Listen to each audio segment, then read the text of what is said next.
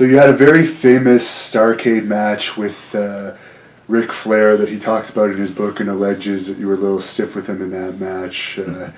But what are your memories of that match and just working with Flair? I believe it was 34 minutes, and it was a 5-star match. The other 5-star match I was Muda in Japan. Flair, I mean, you don't have many 5-star matches, and that's one I'm very proud of. But the thing with Rick was, for me to be me. Now, I could go out there and have, you know, a 2-star, 2.5, 3-star match with Rick. But to get the 5-star out of Rick, you had to piss him off, and you had to challenge him. And see, I've told Rick this, and he keeps telling that same sad story, that I did this, and then he beat me up and blackened my eyes. Have you heard that? Yeah, in his book. Yeah, well, yeah. I blacked. You backed off after you. Yeah, in other words, I challenged him in the ring, and then he fired up and started punching me, and he's closed my eyes. The next day, my eyes were closed, which is, you know, they were a little puffy, but it's just bullshit. And then I backed off, and he basically dominated. And the thing was, I told Rick to his face in a bar, I said, Rick, come on, you keep telling that same sad story about how you puffed my eyes. And I said, how is it that you can puff my eyes up if I let you? Because I got down on one knee, I put my hand around your waist and fed you. Like, come on, hit me. I put one knee and just looked up at him like that. And the reason was because I told Harley, I said, we're going to put Charlotte, and it was supposed to be me and someone else, but Rick was a replacement. So you don't put a replacement in the job. And so you and Sid, actually, I think. I think it was me and Sid, yeah, supposedly. But the Anderson thing happened. Yeah, the Anderson thing happened, and Sid was gone. So Rick's in his hometown. You know, you can't beat him there. It's big baby fist. It wouldn't have been right. I don't think. I wouldn't have done a job in my hometown in Denver. You know. So we do the 34 minutes, and I had told Harley, you know what? The only way I can get this 4-star, 5-star match, and I didn't use those terms, but the best match out of Rick is if I piss him off. And I'm going to, for the first, he said, what are you going to do? And I said, for the first 10, 15 minutes, I'm going to stuff him. I mean, every time he looks like he wants to do something, I'm going to nail him.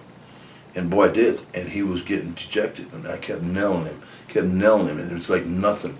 But I knew we had the time, so it was like, I heard 15 minutes. And I said, okay, Rick, block. And you talk about Ric Flair, and he hears okay, from a 400-pound hill, he's ready, because, he knows he's behind. And man, he lights me up. But it was time, it was a match, it was by design. But I said, bleep, bleep, it's your time, take it. And boy, he did, he was lighting me up, and I was feeding in my face. Rick threw great punches, and he would mainly hit me there, but a couple were to the eye, and he did, puff my eyes up. But, so it was designed by me, and what you hear on the YouTube stuff is, something entirely different. But I credit Rick, for taking an ass whooping for the first 15 minutes by design on my part. And, you do that to some people and they don't come back. Rick's a champion, and he saw his opportunity. He fought like heck. And boy, that match, that last 15 minutes was, and when he pinned me, they went nuts. But it was like, we needed that 15 minutes of just, you could have dropped a pin. That sold out Charlotte, and that was designed by me. So, there's once again, it was a pretty good call on my part, actually a great call on my part, and, And supposedly there was something on Twitter with you guys lately. I actually didn't follow it on Twitter, but I heard Ric Flair say that there was some type of an argument, but you guys actually called each other, and now it's sorted out. Yeah, we sorted it out. It's just, I was listening to this stuff about how he had blacked my eyes and he'd beat me up, and so I tweeted something about it.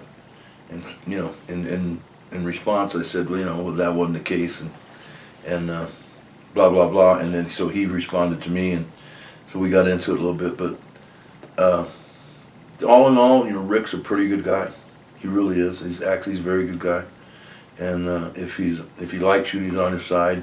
You have a real ally. And I've never had a problem with him. I don't know what he feels about me at this point, but I know. You said you were all cool the last thing I heard, so. You know what? I like Rick, and I loved working with him because, man, what a baby face. Good Lord. Jeez. If you had baby faces like that, you know, wow.